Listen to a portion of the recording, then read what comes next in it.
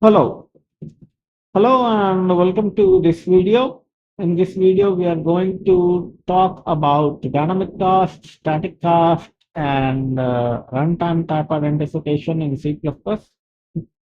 But before we continue that discussion, I would like to draw your attention to some things. Now, those things are that I started the C++ playlist with only one purpose, that is to do data structure algorithms. And there are quite a few language features which are pending here. For example, I have not covered futures, I have not covered coroutines, threads specifically. Now, one of the problems when you talk about futures or threads or coroutines is that we need to know the classic multi-threading techniques. What I mean by classic multi-threading techniques is basically I'm talking about POSIX threads. Why POSIX threads is because if you look at any old code base, then you will see the POSIX threads, they are simply called P threads. You will see that P threads is there in the code, both C and C++. On Unix system, POSIX threads have been standard for quite some time now. Now, our objective is to do practical data structure and algorithms using C++. However, to complete the language discussion, I will take a detour. So what detour I'm going to take is that I'm going to suspend the C++ discussion. We will resume it. Okay. I'm going to suspend this playlist and I'm going to start a new playlist on POSIX threads using C. Okay. There'll be no C++ usage of POSIX thread. You can learn that along with the C one. Once the multi-threading discussion is complete, I'll come back to this playlist and we will resume learning the standard library like vectors, list, stack, queues, and so on, and hash maps of C++. We will learn standard library, we will learn advanced features. For example, in C, when I began this playlist, I said that you need to know C, and in C there is only one kind of for loop. But in C++, there are various kinds of for loops. Okay. So all that we will cover, the advanced features, what are futures, how and when to use futures, along with things like coroutines. Note that when we are doing data structuring algorithms, these features usually you won't need. You won't need features, coroutines, and multi-threading and data structuring algorithms. Okay, but it is important to understand them so that you can construct programs in practical manner. So the videos will not come in this playlist, but they will come in multi-threading playlist, which will be a new playlist. Note that I'm not stopping this playlist, I'm suspending it. There will be videos in this playlist once we complete the multi-threading part of it. Along with C, there is the POSIX multi-threading. When we come back, we will do multi-threading using the C++ libraries also. Okay. For a long time, the threads of C++ were mapped to POSIX threads. I believe now they have moved away and the compiler has provided its own thread manipulation. I'm not sure, but as far as I remember, that multi-threading used to require pthread. So in this video, let's come back to this video. We are going to talk about runtime type identification.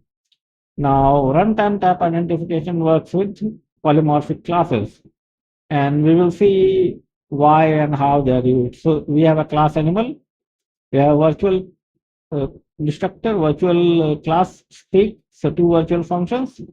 Since we don't want memory leak, the destructor should be virtual, and it's the default virtual destructor.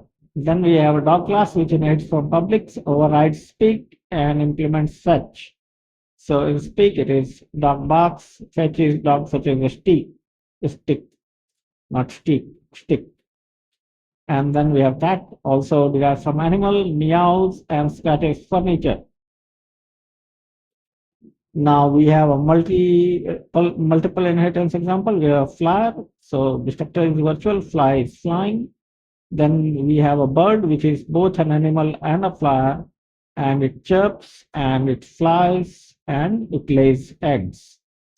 Now we will do runtime type identification using type ID feature. Note that to use type ID, you need to include type info. Okay, without it, it won't work.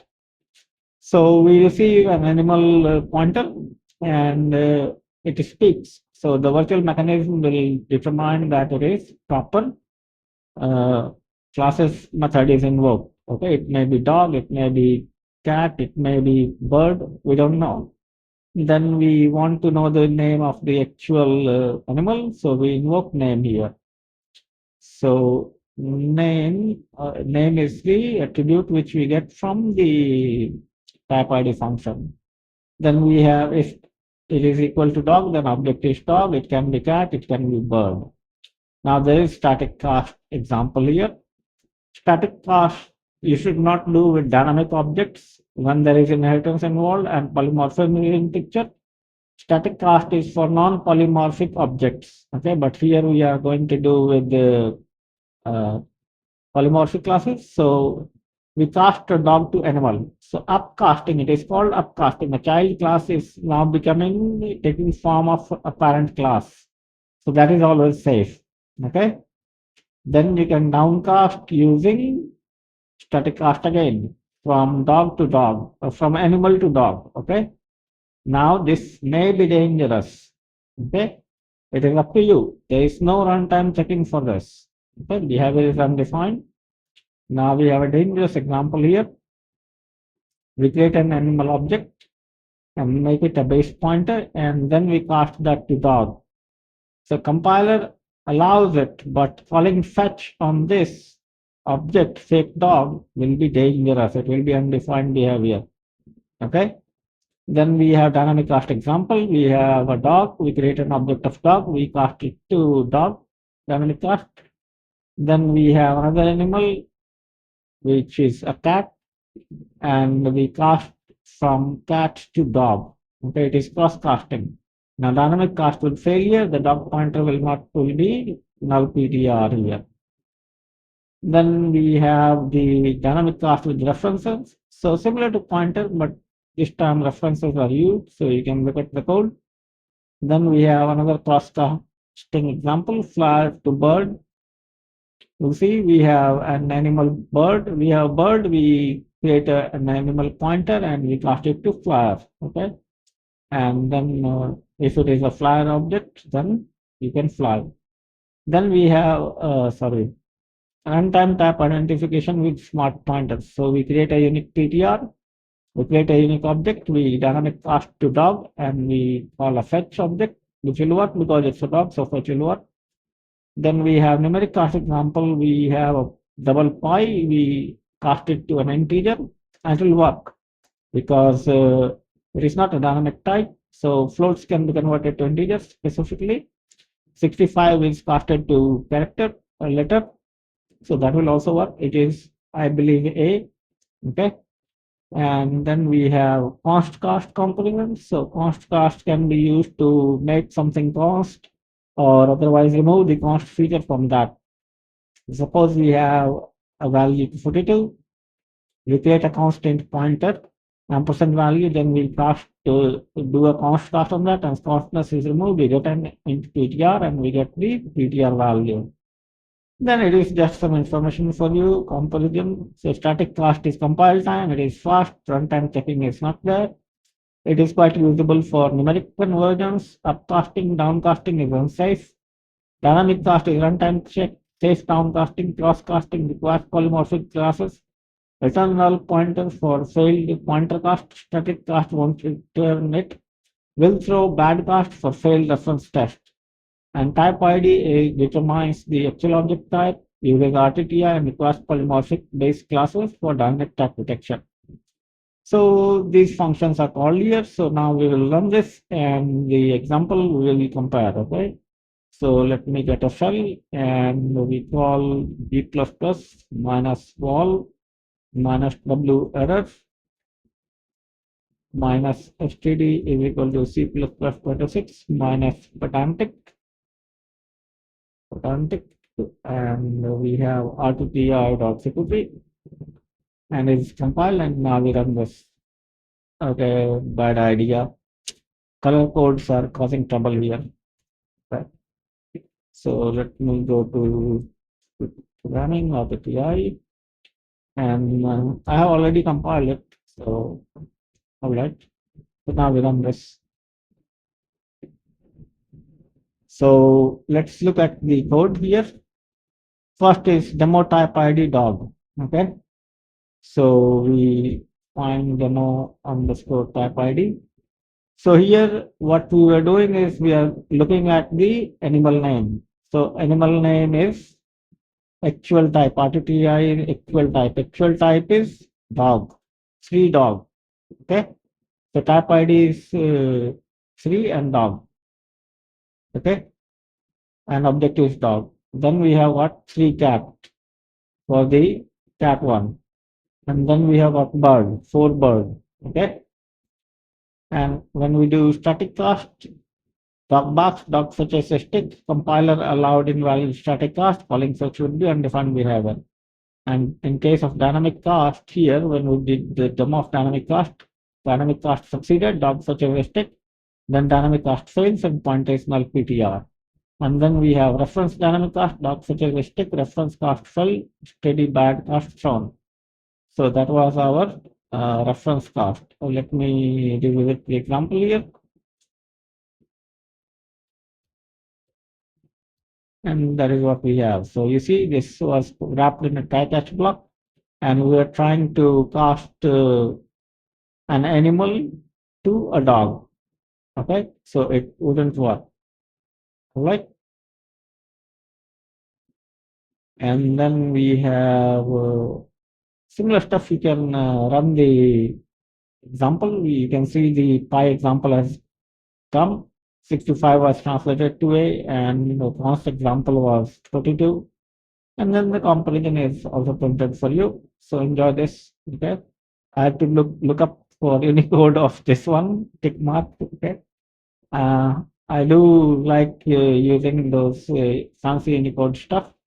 Even in my Kundika application, I have done such Unicode and ASCII art combination. Okay. It's fancy and it is fun as well. Okay. You can look up Unicode table, copy paste, and you just need to change the encoding of the file to UTF-8. Okay. So that is all for runtime type identification. You should be careful while doing the downcast. And so the general rule of thumb is that if it's a polymorphic type, okay, then you can upcast safely. Downcast is dangerous and you need to be careful when you're downcasting. Okay. It may fail, so you should put it inside a try-catch block if you're downcasting. Static cast you should use for non-polymorphic type. It could be a class object, it could be a primitive type. So for that, you should use static cast. If you want to work with constness of the objects, you do uh, const cost. And if you want to know about the type of the objects, you can make use of the type the function. So with this, I will end this video here, and I will see you in a new playlist, multi-threaded programming with C. That would be the name of the object. So playlist. So let me show you what you can expect. So here I can create a new playlist, and I will call it multi-threaded, multi-threading with C. Okay, it's a new playlist. So that is what you should be looking for. The spelling is all right. Multi-threading. Probably it will require a hyphen. They know that word. Multi-threading with the POSIX threads in C. POSIX threads in C. So this is what we will discuss. This playlist is about multi-threaded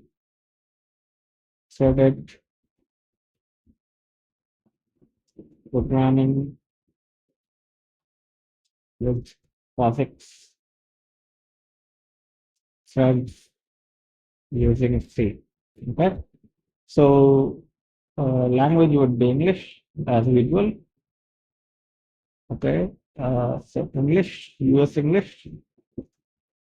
So I'll end this video here, and what I want you to do is that if you usually I don't ask for subscription, but since it's a new playlist, so either you follow the channel to know about the new playlists which are coming, or otherwise you can come manually and visit the channel and look for multi-thread programming videos. Every fourth day a video should come. So I thank you for watching the video, and I'll see you on the fourth day with a multi-threaded programming video with C. And do not forget that this is not the end of this playlist. We will come back. We are taking a detour of multi-threaded programming using C and POSIX threads. So once again, thanks a lot for watching the video, and I'll see you in the next one. Till then, be curious, keep learning, and enjoy.